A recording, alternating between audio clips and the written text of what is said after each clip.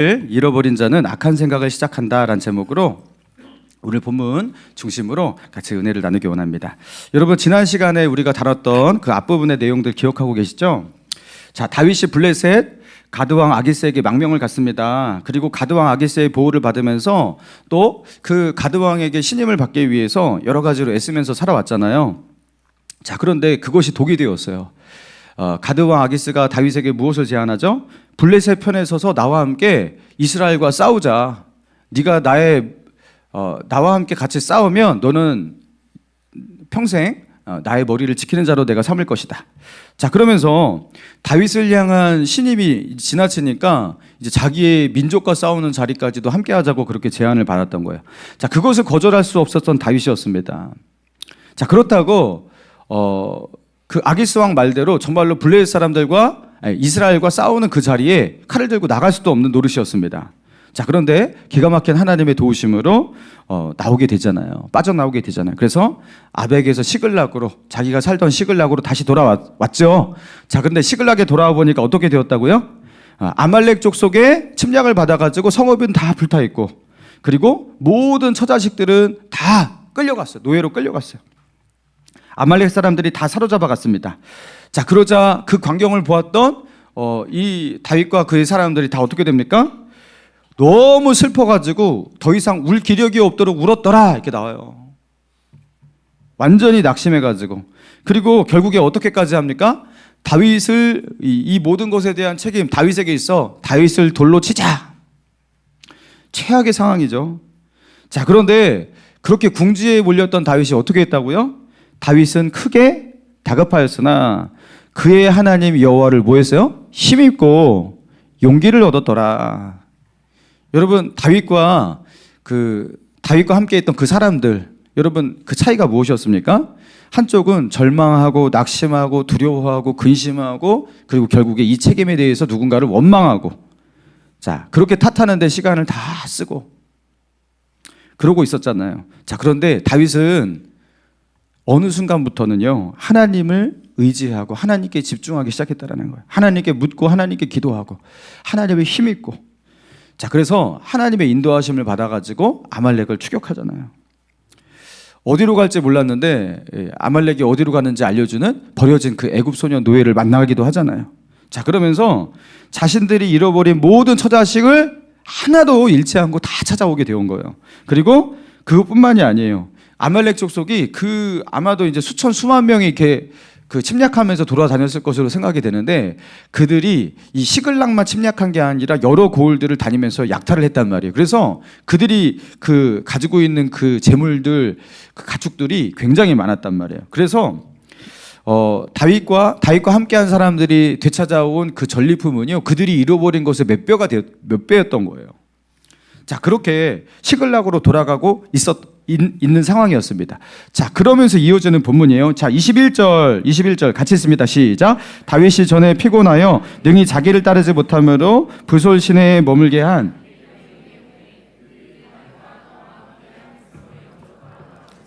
다윗이 그 백성에게 이르러 문안하매.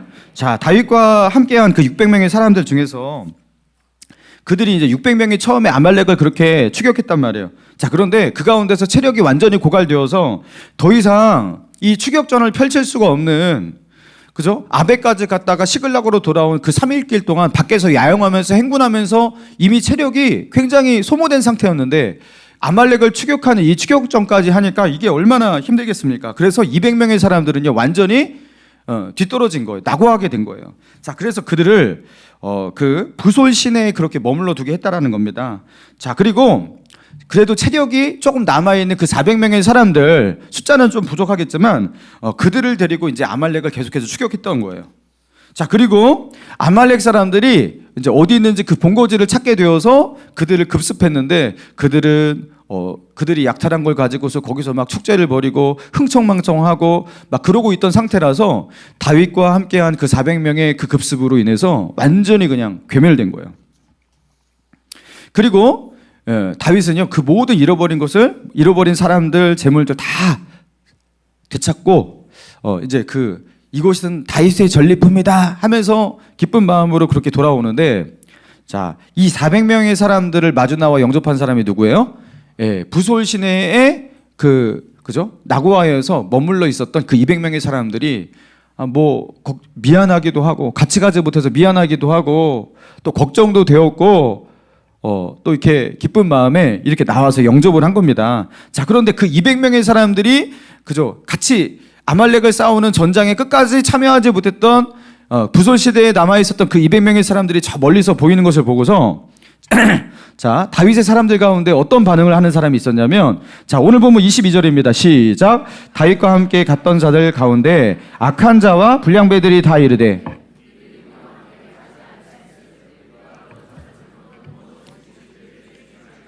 각자의 처자만 데리고 떠나가게 하라 하는지라. 자, 여기 보니까 다윗과 함께 갔던 자들 가운데 어떤 사람이 있다고요?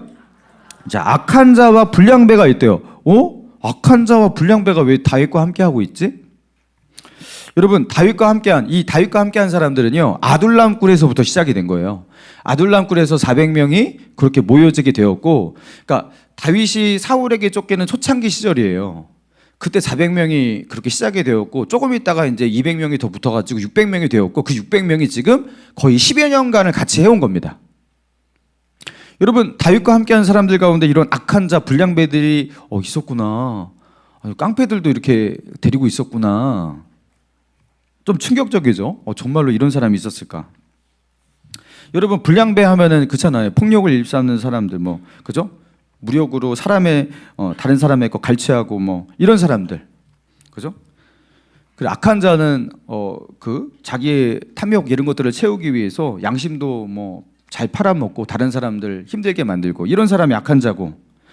자, 이 22절 본문에서 말하고 있는 그 악한 자와 불량배들, 여러분, 그들이 있었다고 하는데 그들이 무슨 말을 했는지 봅시다.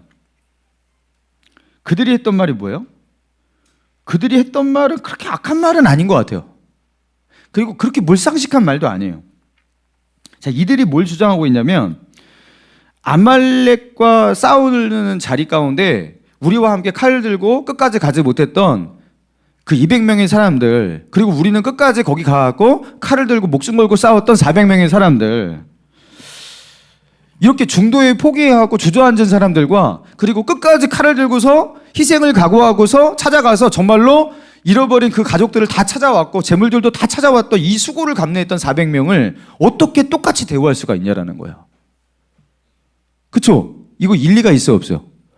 일리가 있죠. 그래서 그 탈취물, 전리품을 어떻게 똑같이 줄 수가 있냐라는 거예요.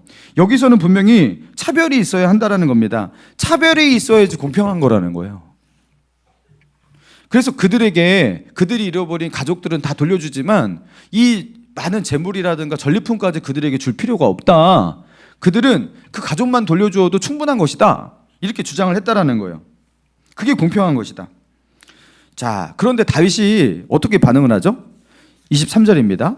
다윗이 이르되 나의 형제들아, 여호와께서 우리를 보호하시고 우리를 치러 온 군대를 우리 손에 넘기셨은즉 그가 우리에게 주신 것을 너희가 이같이 못하리라.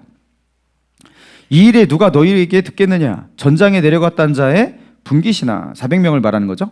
소유물 곁에 머물렀던 자의 분깃이 200명의 사람을 말하는 거죠. 동일할지니 같이 분배할 것이니라 하고 그날부터 다윗이 이곳으로 이스라엘의 율례와 규례를 삼았더니 오늘까지 이르니라. 자, 다윗이 그 악한 자와 불량배들이 주장하는 그 말을 이런 자의 거절을 하는데요. 그렇게 할 수 없다. 하나님께서 우리를 보호하셨고 우리를 치러 온 이 군대, 이 아말렉, 사실 그들에게서 우리를 보호하신 것이다. 여러분, 근데 이게 기가 막힌 이제 퍼즐이 어떻게 맞춰지냐면요. 시글락에서 그 블레셋 군대와 함께 이스라엘과 싸우기 위해서 다윗이 아베까지 그렇게 출정을 했었단 말이에요. 그 남자들이 600명의 남자들이 다 성읍을 비웠어요. 그러면서 이 사단이 일어난 거예요. 그러니까 만약에 그들이 그 성읍을 비우지 않고 블레셋과의 전쟁에 참전하지 않았더라면 그럼 이런 일이 안 일어났을까? 아니, 오히려 더 끔찍한 일이 일어날 수도 있는 거죠. 아말렉 사람들이 방심하고 있는 그 시글락을요 급습하면서 여기에 있는 남자들 다 죽이고, 그죠? 그럴 수도 있는 거죠. 근데 아말렉 사람들이 죽일 남자가 없는 거예요. 보통 여자들이라든가 아이들은 잘 안 죽이고 포로로 끌려가는 경우가 많았으니까. 그러면서 그것들을 다 사로잡아 가지고 갔는데 다윗이 와가지고 도리어 반대로 급습하게 된 거예요. 반대로. 그러니까 이게 생각해 보니까 그 자리에 없었던 것도 하나님의 보호고, 그죠?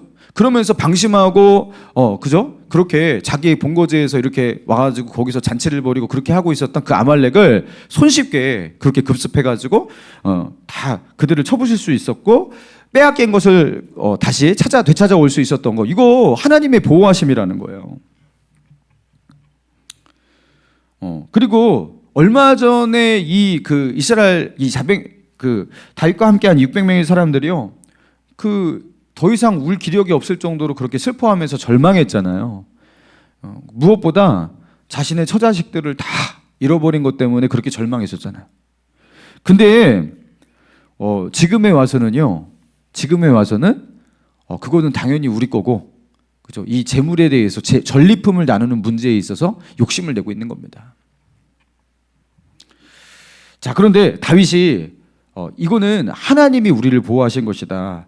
그리고 우리를 치러 온 이 아말렉에게서 우리를 보호하셨고, 또 하나님께서 우리에게 승리를 주신 것이다. 우리의 숫자는 적지만 600명도 적은데 600명에서 또 400명으로 더 적은 숫자로, 굉장히 적은 숫자로 아말렉을 쳤지만 하나님께서 우리에게 승리를 주신 것이다. 자, 이렇게 하나님이 하신 것, 하나님의 공로를 우리가 취하면 안 된다. 자, 그러면서 그들의 제안을 거절을 해요. 이런 제안을 거절을 해요. 자, 그리고 어떻게 합니까? 공평하게 나누게 합니다. 자, 그리고 어떻게 하냐면 26절 이하에 보니까 다윗이 시글락에 이르러 전리품을 누구에게 보내요? 그의 친구 유다 장로들에게. 자, 유다에 있는 많은 그 지도자들에게 그렇게 보내면서, 유다의 고을들에 보내면서 여호와의 원수에게 탈취한 것을 너희에게 선사하노라 하고, 베델에 있는 자, 남방 라못에 있는 자, 야딜에 있는 자, 자 31절, 헤브론에 있는 자, 다윗과 그의 사람들이 왕래하던 모든 곳에 보내었더라 하면서, 다윗은 이제 유다 족속 사람이잖아요. 그러니까 자기와 가까운 유대 민족 사람들, 그죠? 그 인방에 있는 근방에 있는 그 이스라엘 사람들에게 각 고을에 이 전리품을 그렇게 보내었다라는 겁니다. 여러분, 이걸 왜 보냈을까요? 이제 이 이유에 대해서 주석에 이제 여러 가지로 나오지만, 첫 번째 우리가 생각할 수 있는 이유가, 다윗은 이스라엘의 왕이 되어야 할 사람이니까 이제, 그죠? 자기의 출신인 유다 사람들에게 그 마음을 얻기 위해서, 마치 이제 정치인들이 이렇게 표를 얻기 위해서 이렇게, 그죠? 이렇게 선심을 베풀기도 하고 때로는 이렇게 하듯이 그렇게 다윗이 한 게 아닌가, 그렇게 생각할 수도 있어요. 그런 부분이 없지는 않을 거예요. 자, 그렇지만 저는 이 맥락 속에서 다윗이 이렇게 행동한 이유는, 이렇게 행동하지 않으면 안 되는 이유가 있었기 때문이라고 생각합니다. 그게 무엇이냐면, 다윗은 지금 어느 나라에 속해 있어요? 블레셋. 근데 지금 누가 전쟁하고 있어요? 다윗은 블레셋에 망명을 냈고 블레셋에 속해 있는데, 블레셋과 이스라엘이 전쟁을 하고 있습니다. 전면전을. 그리고 지금 누가 수세에 놓여 있어요? 이스라엘이. 블레셋 때문에 위기를 당하고 국난을 당하고 있는 게 이스라엘입니다. 근데 다윗은 누구의 편에 있다고요? 블레셋에 망명가서 블레셋 편에 있는 거예요. 여러분, 그러면 동족인 이스라엘 사람들이 다윗을 어떻게 바라볼 수가 있는 거예요? 너 때문에 우리가 진 거야. 너 때문에 우리가 망한 거야. 너는 어떻게 원수의 나라 가운데 망명을 가서 그들에게 힘을 보태주고, 너도 그들과 함께 우리와 싸운 거 아니야? 이렇게 될 수가 있는 거예요. 이거 굉장히 심각한, 그죠? 오해가 일어날 수도 있고, 신뢰가 완전히 깨질 수 있는 그런 상황이었습니다. 블레셋과 이스라엘의 전쟁은 다윗에게 굉장히 치명적인 거예요. 자, 그런데 그런 상황 속에서 다윗은요, 이 전리품을 보내면서 나는 이 전쟁에 참전하지 않았다라고 말하고 있는 거예요. 나는 지금 이스라엘과 싸우기 위해서 블레셋 군대와 함께 저 아벡으로, 저 북쪽으로 올라가 있지 않다. 나는 여기 있다. 이렇게 말하고 있는 거예요. 나는 블레셋과 함께 싸우고 있는 게 아니야. 자, 그리고 두 번째로 뭐예요? 나의 민족은, 나의 나라는 여전히 이스라엘이야.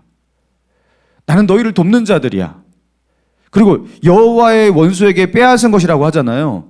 그렇죠? 하나님을 믿는 믿음 안에서 우리는 같은 사람들이야. 이렇게 말을 하고 있는 거예요. 그러니까 이 블레셋과 이스라엘의 전쟁 속에서 다윗의 입지가 굉장히 위기에 놓였고, 다윗이 블레셋에 망명했다라는 것 그 자체가요 굉장히 이렇게 쉽지 않은 상황이었는데, 다윗은 이 전리품을 나눔을 통해서 이 오해를, 이 어려움을 다 그렇게 해소하고 있는 겁니다. 사랑하는 성도 여러분, 이 본문을 통해서 하나님께서 우리에게 무엇을 말씀하고 있는 것입니까? 자, 그 400명의 사람들 가운데 악한 자 불량배들이 했던 말들을 기억해 보세요. 이들은 우리와 함께 가지 않았으니 우리가 도로 찾은 이 물건들, 처자식들은 그들에게 주지만 도로 찾은 그 물건들을 그들과 똑같이 나눌 수가 없다. 만약에 그것을 똑같이 나눈다면 그건 불공평한 것이다. 그들은 아말렉과 싸우지 않았다. 그들은 우리처럼 고생하지 않았다. 그들은 우리처럼 이런 위험을 감내하지 않았다.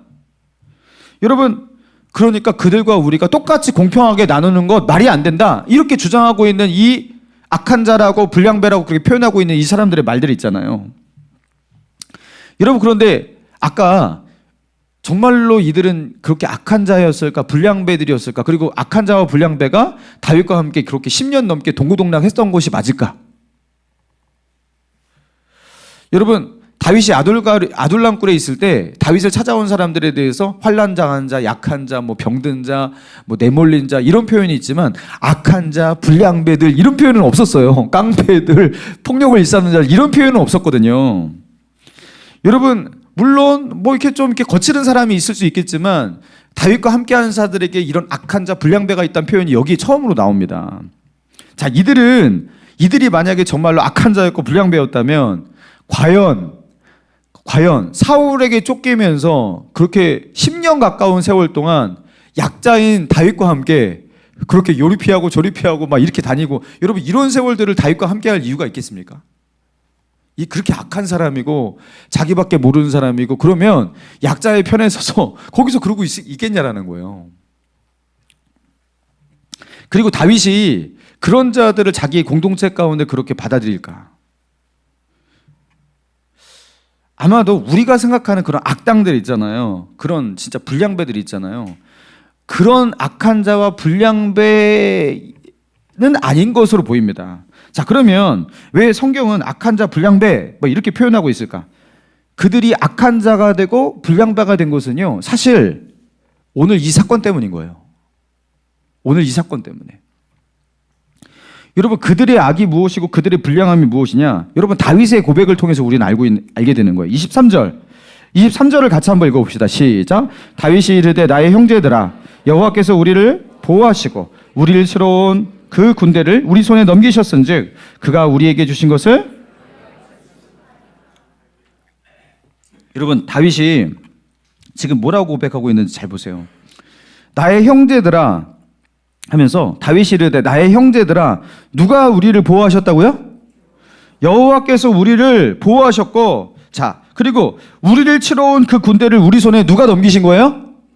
여호와께서 넘기신 거예요. 우리는 적은 숫자였고 600명도 적은데 겨우 400명 가지고 저들에게 달려들었던 거예요. 그리고 그들이 어디로 갔는지도 알지 못했는데 하나님께서 기가 막히게, 그죠?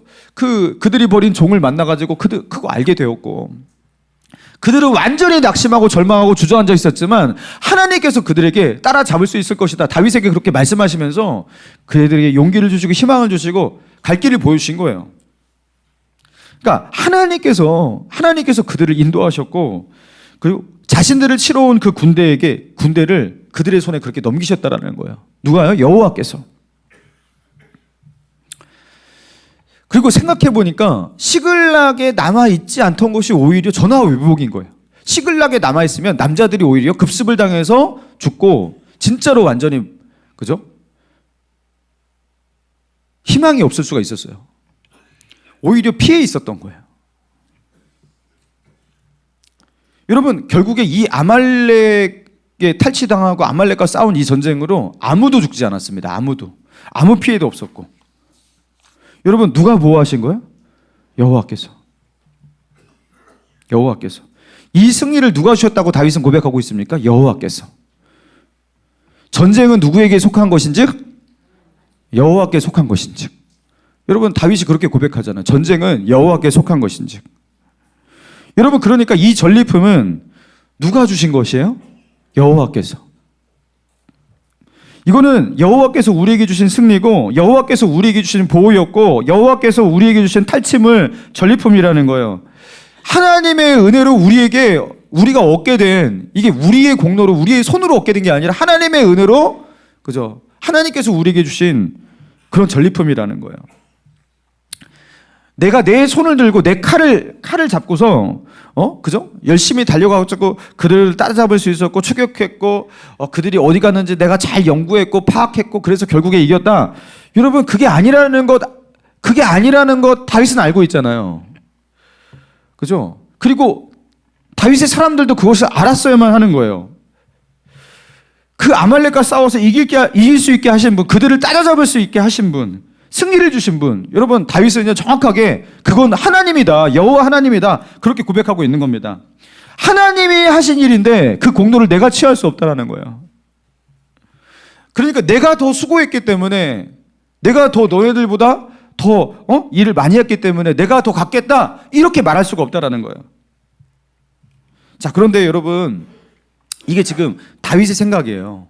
다윗의 생각인데 이런 하나님의 역사를 배제하고 하나님의 은혜를 배제하고 여러분 그렇게 생각을 하잖아요. 여러분 이 사람들의 말이요 옳은 말이기도 한 거예요. 어떻게 보면 아니 어떻게 목숨 걸고 끝까지 아말렉과 싸운 사람들과 그들은 죽을 각오를 하고 끝까지 추격해서 아말렉과 싸워서 모든 빼앗겼던 것을 다시 그죠 찾아온 이 수고를 감내한 이 사람들과, 물론 지쳐서 힘들어가지고 더 이상 갈 수가 없어서 머물렀다고 하지만 그래도 안전하게 부손 시내에서 그렇게 머물러 있던 그 200명의 사람들과 어떻게 똑같이 전리품을 나눌 수가 있냐.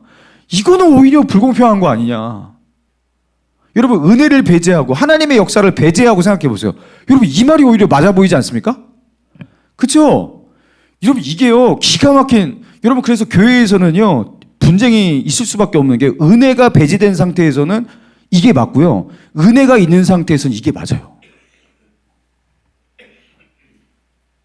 은혜가 없으면요 자동적으로 우리 안에 세속적인 마인드, 그리고 세속적인 정의관, 세속적인 옳음 이런 것들이 들어옵니다. 평등이고 공평이고 이런 말을 하지만 은혜가 배제된 상태 속에서 말을 하는 정의와 공평은 악이에요. 하나님께서 하신 일, 하나님께서 그들에게 주신 승리, 하나님의 보호, 하나님의 구원, 하나님의 은혜가 기억나지도 않고 그들의 가슴을 적셔 있지도 않고 그런 상태 속에서 주장하고 있는 이들의 정의와 이들의 공평과 이들의 평등하게 하자, 올바로 배분하자 이런 말들은요 하나님이 보실 때 다 악하고 불량한 생각들이라는 거예요. 사랑하는 성도 여러분, 하나님은 우리에게 이 사건을 통해서 뭘 우리에게 알려주시고 계시는 것입니까? 여러분 방금 전에 하나님의 구원을 경험했던 사람들이에요. 방금 전에 완전히 절망하고 그냥 나라까지 갔던 사람들인데 그 속에서 하나님의 은혜로 이 모든 것을 되찾게 된 구원을 경험한 사람이에요. 기억이 안 나요. 근데 여러분 하나님의 은혜를, 하나님의 구원을 그냥 급속도로 까먹는 겁니다, 우리는. 그리고 하나님이 나에게 주신 그 은혜 이게 이제 나의 생각, 나의 가슴 속에서 잊혀지잖아요. 그리고 나의 가슴에는 은혜의 감격이 없고 구원의 감격이 없어요. 그들은 딱히 악한 짓을 불량한 짓을 해서 악해지고 불량해지는 게 아니라 자동적으로 악해집니다. 자동적으로 불량배가 되는 겁니다. 여러분 은혜를 잊으면, 하나님의 그 구원의 감격이 우리 안에서 사라지면 지금 악해지고 있는 겁니다. 악해지고 있는 겁니다. 불량한 태도와 그리고 하나님이 싫어하시는 악한 욕망들이 나를 붙잡고 있는 거예요. 자기가 모르고 있는 거예요, 지금. 여러분 그래서 예수 믿는 사람들은 죄를 어디서부터 짓기 시작하냐면요, 다른 게 아니에요. 구원의 감격이 식은 모든 사람은 악한 생각이 시작되고 있는 거예요. 여러분 하나님께서 나를 구원하신 그 구원이 나에게 감격으로 와닿지 않고 그게 은혜로 나의 가슴을 적시지 않고 있는 모든 사람들은 이렇게 옳은 소리를 해요. 근데 이 옳은 소리가 하나님이 보실 때 너무나 악해요. 불량하고요.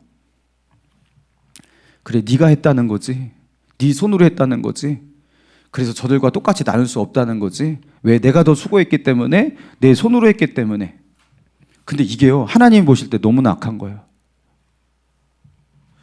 우리는 세속적인 생각, 세속적인 그런 가치관들이, 그죠? 은혜가 없는 그 마음에 자연스럽게 대치되고 그것이 자연스럽게 스며들어오게 됩니다. 그래서 가장 거룩한 자리에 있는 사람, 바리새인과 서기관들이 그런 자리에 있지 않았습니까? 근데 예수님께서 가장 악한 자라고 책망하셨던 사람이 바리새인과 서기관들이었어요. 왜요? 나는 하나님의 말씀대로 살고 있다. 율법을 지키고 있다. 너희도 지켜라. 왜 안 지켜냐? 그래서 옳은 소리를 하고 있는데 예수님이 보실 때 가장 악한 자였던 거예요. 왜요? 그들의 가슴에 하나님의 은혜, 하나님의 구원의 감격, 자기가 어떻게 어떤 은혜로 살고 있는지 이 은혜가 지배하지 않는 사람의 마음에는, 그죠? 외식, 사람들에게 잘 보이려는 것, 그리고 자신의 공로주의, 이런 것들이 들어오는데 이게 끔찍하게 악한 거예요. 결국에 예수님도 하나님이 보내신 구원자도 하나님의 아들도 몰라보지 않습니까? 예수님을 배척하고 십자가에 못 박지 않습니까? 여러분, 그리스도인들의 타락은요, 뭐 술 먹고 담배 피고 마약하고 도박하고 외도하고 간통하고 사기치고 막 그러면서 야, 그런 끔찍한 죄를 짓고서 그렇게 악한 자가 되고 불량배가 되는 것인가? 여러분, 그리스도인의 타락은 그런 식으로 일어나는 게 아니죠. 오히려 그리스도인은 그런 것들을 하면서 타락하지 않아요. 나는 그런 것들을 하지 않아. 나는 건건해. 나는 거룩해. 이러면서 타락한단 말이에요. 은혜가 식은 사람, 그 가슴에 하나님의 은혜가 없는 사람, 그 하나님의 은혜가 가슴을 지배하고 있지 못하는 사람은 현재 진행형으로 악한 생각이 시작되었고 그 악한 생각을 절대로 떨궈낼 수 없습니다. 그 악한 마음을 절대로 떨궈낼 수 없습니다. 이거 경험자라서 아는 거예요, 저도. 은혜가 식은 사람은 도저히 악에서 돌이킬 수가 없습니다. 사랑하는 성도 여러분, 여러분이 우리가 받은 가장 큰 은혜가 무엇입니까? 절대로 잊으면 안 되는 은혜가 있잖아요. 절대로 우리의 가슴 속에서 이 은혜가 식으면 안 되는 그 은혜가 있잖아요. 여러분, 그게 뭐예요? 십자가 아니에요? 예수 그리스도께서 여러분을 위해서 십자가에 죽으신 그 사건이 내 마음에서, 내 가슴에서 식으면 이거 악이에요, 이거. 근데 그걸 식은 채로 살아가요. 그게 악인지도 모르고, 그리고 그 식어진 은혜, 그 가슴속에 뭐가 들어오겠습니까? 이 불량배들과 악한 자들이 말하는 그 오름의 주장들, 이런 문장들이 막 들어오죠. 자기는 정의롭다고 생각했죠. 바리새인과 서기관처럼 나 하나님을 믿는다 하면서 이런저런 판단도 하고 나름대로 정죄도 하고 막 이렇게 하죠. 근데 예수님이 보실 때 가장 추악한 사람들이 누구라고 그랬어요? 그들입니다. 여러분, 절대로 잊어서는 안 되는 은혜가 있는 거예요. 절대로. 여러분, 구원의 감격이 식으면 영적으로 사망 선고 받으신 겁니다. 예수님이 십자가에 달리신 그 사랑이, 구속의 사랑이 내 가슴 가운데 이제 뭐 안 돼요. 아무것도 느껴지지 않아요. 사망 선고 받으신 겁니다. 어떻게 하실 겁니까? 회개도 안 되실 거예요, 아마. 그 죽은 상태로 오래 사셨으면. 내 마음은 자동적으로 악해지고 불량해지는 겁니다. 그 사람은요, 1만 달란트를 탕감받았잖아요. 예수님이 드신 비유 기억하시죠? 1만 달란트를 탕감받은 사람이 자기에게 100데나리온, 그거의 100분의 1, 1000분의 1도 안 되는 그 100데나리온, 그것을 갚지 않는다고 그 사람의 멱살을 붙잡고 내가 너를 감옥에 쳐넣겠다. 그러니까 그 1만 달란트를 탕감해준 그 주인이 뭐라고 했어요? 이 악한 자가 있나? 이 은혜도 모르는, 자기가 무엇을 탕감받았는지 그것을 기억도 못하고 은혜를 모르는 이 악한 자를 옥에 쳐넣어라. 그리고 저에게 다 갚도록 하라. 여러분, 우리가 어떻게 하다가 악한 자가 되냐면 은혜를 잊으면 악한 자가 되는 겁니다. 은혜를 잊으면. 자신이 받은 은혜가 무엇인지를 모르고 있고, 그것을 알더라도 문장으로 머릿속으로는 알고 있겠죠. 가슴으로 그 은혜를 느끼지 못하고 있을 때, 여러분, 우리는 나에게 100데나리온을 빚진 자의 멱살을 붙잡고 그를 정죄하고 미워하고 원망하고 탓하고 내가 옳다고 말하고, 여러분, 이런 삶을 살아가게 되는 거예요. 불량스러운 삶을 살아가게 되는 거예요. 자동적으로 교만해집니다. 의시됩니다. 의시됩니다. 뭐 좀 가졌으면 자기가 해냈다고 그러고 의시되고. 은혜를 모르는 사람은 교만하지 않을 수가 없어요. 자동적으로 교만해집니다. 제가 뭐 한 1, 2년 전에 한번 말씀드린 적이 있던 것 같은데, 군대에서 제가 딱 자대 배치를 딱 바꿔서 27사단 이기자 부대 제가 작전과에 이렇게 근무를 했었는데, 자대 이렇게 내무반에 딱 들어갔는데 고참이 한 명이 배치받는 날부터 아주 실컷 두드려 맞고 있었어요. 이병 강대성 뭐 이렇게 하면서 여기 어디 내무반에 왔습니다 딱 하고 있는데 옆에서는 막 두드려 맞고 있는 거예요. 근데 그게 5개월 고참인데 너무 무서웠어요. 그냥 저렇게 군대는 계속 맞는 거구나 이러면서 그 고참이 너무 불쌍했어요. 알고 보니까 이제 왜 군대에서 그 용어로 고문관이라는 용어 있잖아요. 이제 그분이 좀 그런 쪽의 유형인 것 같아요. 그러니까 뭘 하면은 이렇게 좌로 돌아 그러면 우로 돌고 막 이런 거 있잖아요. 막 그렇게 하면서 이분이 그 고참한테 아주 그냥 그렇게 많이 맞아요. 제가 후임병이지만 5개월 후임병이면 뭐 그렇게 작은 후임병, 아무튼 그 고참을 되게 불쌍히 여겨가지고 어떻게든지 도와주려고 그랬어요. 근데 이게 또 이렇게 저는 좀 이렇게 약간 이렇게 고참들이 볼 때 애가 똑똑해 보였나 봐요. 총기가 있고 그래가지고 또 사랑을 받았네. 제가 또 사랑을 많이 여기는 막 미움을 받고 맨날 두드려 맞고 저는 사랑받고 맨날 인정받고 그리고 나중에 비교질도 당하고 막 그러니까 이분이 마음이 어떻겠냐고요. 저도 그걸 알기 때문에 더 잘해줬어요. 근데요 이분이 나중에는 그 시기 그 미움 이런 것들이 저를 미워하는데 제가 미운 짓을 한 적이 없는데 저를 그냥 미워해요. 그래서 아무튼 왜 저를 그렇게 못살게 구십니까? 제가 뭘 잘못했습니까? 이렇게 하니까 이유 없대요. 나는 그냥 네가 싫대요. 죽어버렸으면 좋겠대요. 이러면서 진짜 환장하겠어. 그러면서 괴롭히는데 별 치사한 방법으로 다 괴롭혀요. 제가 이거를 10가지도 넘어 이렇게 아무튼 들면은 잠잘 때 근무 나갈 때 총 개머리판으로 머리 치고 간다든가 지나갈 때 왜 걔 제 발 밟고 가요 맨날 그런다든가 식판을 엎어버린다든가 별의별 걸 다 해요 그냥. 그리고 혼자 있을 때 가만히 뭔가 분위기가 안 좋을 때 딱 보면 저를 째려보고 있어요. 이렇게 보면서 속으로 이렇게 입으로 중얼거리면서 욕하고 있어요. 저주하고 귀신 들렸나 싶을 정도로 와 정말 나중에는 이게 사람인가 이거 도대체 이거 어떻게 해야 되는가. 근데 제가 놀라운 게 제가 그래도 믿음이 있으니까 원수를 사랑하자. 제가 저 영혼을 그냥 끝까지 품자. 얼마나 힘들었으면 저렇게 하겠냐 하면서 1년 동안 제가 그 영혼을요 미워하지 않고 사랑하고 초코파이도 이렇게 맨날 주고 막 그랬단 말이에요. 커피도 타주고 존중해주고. 저도 참 제가 대견스러웠어요. 그게 사랑하는 그 모습 끝까지 이렇게 품는 그 모습을 보면서. 근데요 군대에서 이제 1년 있으니까 이제 은혜가 식기 시작하잖아요. 교회도 한 번밖에 못 가죠 일주일에. 그러니까 사랑하기가 싫은 거예요. 용서하기도 싫고 품기도 싫고. 그래서 어느 순간 어떤 생각이 드냐면 아니 쟤는 나한테 저렇게 하는데 왜 나는 쟤한테 저렇게 늘 선대해야 돼. 이게 어디서 이게 불공평하다고. 나도 미워할래. 이런 마음이 든 거. 나도 미워할래. 여러분 후임병이 고참을 어떻게 해코지 하겠어요. 그냥 마음속으로만 미워하겠다는 거지. 마음속으로만. 하나님 나 못하겠어. 나 진짜 나도 미워할 거야. 그래서 미워하기 시작했어. 속으로.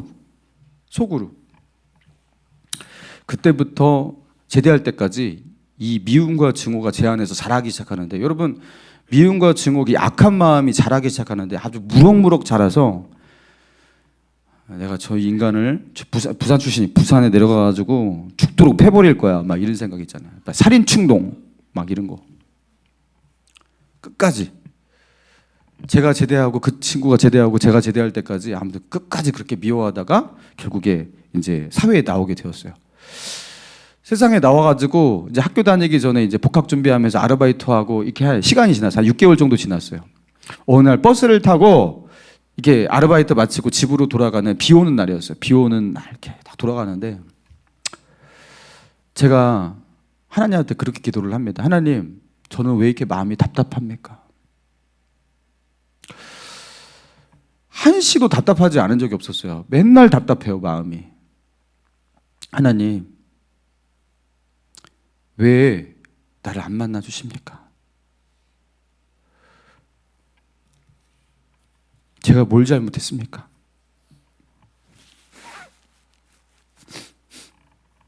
저도 그게 죄인 건 알아요. 근데 그 인간이 저한테 더 죄 줬어요. 그놈이 저한테 잘못한 게 더 많다고요. 너무 많다고요. 저는 그냥 속으로 미워만 했다고요. 근데 왜 내가 죄냐고요. 내가 왜 이것도 회개를 해야 되냐고요. 나는 피해만 봤는데. 내가 뭘 잘못했냐고, 내가. 근데 그때 주님의 음성이 저한테 들렸거든요. 그게 이런 음성이었어요. 너는 나의 사랑을 받고 나의 용서를 받았지만 그는 나의 사랑도 나의 용서도 아무것도 모른다. 너는 예수님의 십자가 사랑 받았지만 그는 그 사랑 받지 못했다. 너는 예수 믿고 천국 바라보고 살고 있지만 그는 지옥을 준비하고 살고 있다.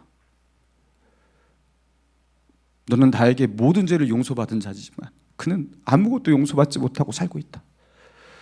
그런 네가 어떻게 그럴 수 있니? 그런 네가 어떻게 그럴 수 있니? 저는 그날 제가 너무나 끔찍한 죄를 짓고 있다는 걸 깨달았어요.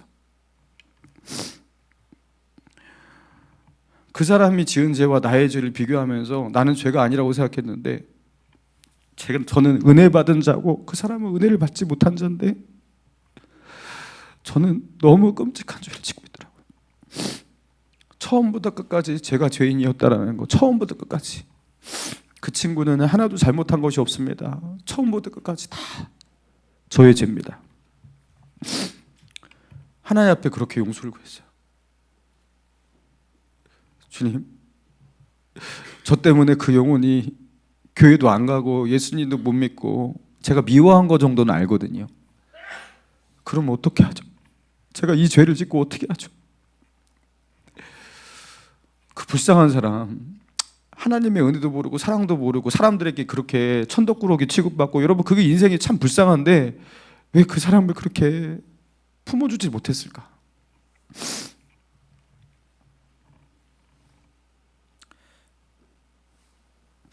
일만 달란트를 탕감받았는데 이 100데나리온 가지고 화내는 게 바로 저더라고요.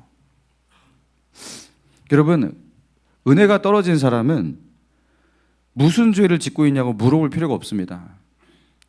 일단 죄를 짓고 있어요. 뭘 짓든 그럴 수밖에 없어요. 십자가의 은혜와 구원의 감격이 식은 사람은 세속적인 생각, 탐욕, 비교, 정죄 다 들어옵니다. 죄에 저항할 수 있는 힘이 없어요. 악한 생각, 악한 마음을 되돌릴 수 있는 힘이 없어요. 다윗처럼 하나님이 베푸신 그 은혜, 하나님이 주신 승리, 하나님께서 나에게 안겨주신 그 재물이다. 이거 하나님께서 우리를 구원하신 것이다. 이게 은혜로 해석되지 않고 은혜로 느껴지지 않고 은혜로 누리지 못한다면 이게 내 거야. 이걸 어떻게 너에게 줘? 공평하지 않아? 내가 너하고 왜 똑같이 대우를 받아야 돼? 막 이런 식으로 말하는 이 사람들, 악한 자와 불량배, 그죠? 하나님이 하신 것을 자신의 공로로 취하는 악한 자와 불량배. 여러분, 악해지는 겁니다. 자동적으로 악해지는 겁니다. 그리고 자동적으로 공동체를 분열시킵니다. 여러분, 은혜 없는 사람은 공동체를 분열시켜요. 그래서 이 교회를 위하는 일은 여러분이 은혜를 받는 거예요. 다른 게 아닙니다. 은혜를 받지 못하고 있는 사람은 공동체의 해악을 강하고 있습니다. 어떤 방법으로든 다. 자동적으로 하나님 앞에서 불량한 짓을 하는 거예요. 이들이 그렇게 악한 짓을 해서 불량배고 악한 자가 아니잖아요. 사랑하는 성도 여러분, 날 위해서 죽으신 예수님을, 십자가에 달리신 그 예수님을 절대로 잊으시면 안 됩니다. 절대로. 여러분, 그리고 그 십자가를 내 앞에 두고 그 십자가를 마주할 때 내 안에 그 용서와 그 사랑이 그게 뭔지, 그 은혜를 느끼는 그 감격이 없으면 죽은 겁니다. 영적으로 자기를 분별하는 방법이에요. 죽은 겁니다. 죽어가고 있든가. 살려달라고 죄도 회개하시고 발버둥 치셔야 됩니다. 거기서 나오셔야 됩니다. 다른 사람을 향해서 이렇게 탓하고 원망하고 이러는 것까지, 여러분, 은혜 속에 살고 있는 사람은요, 이게 죄스럽게 느껴져요. 그렇게 못합니다. 사람을 향해서 부정적으로 바라보고 싫어하고 밀쳐내는 그 마음이 들어오기만 해도 이게요, 감당이 되지가 않아요. 하나님의 은혜 속에서 깨어있는 사람은 그렇다고요. 근데 죽어있기 때문에 그것들이 마음껏 그냥 막 들어오는 거예요. 여러분, 십자가가 여러분의 눈에 보이십니까? 안 보이는데 보인 척 할 필요가 없어요. 그거 다 보입니다. 이 은혜가 있는 사람하고 없는 사람은 너무 차이가 나요. 척할 필요도 없어요.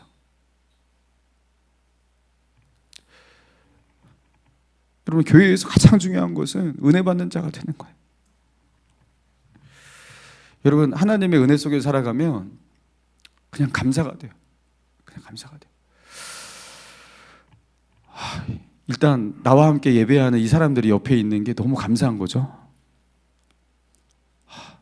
오늘도 이 하루를 살아갈 수 있는 이 힘이 있고, 또 하나님께서 나에게 일용할 양식만 주셔도 감사한 거죠.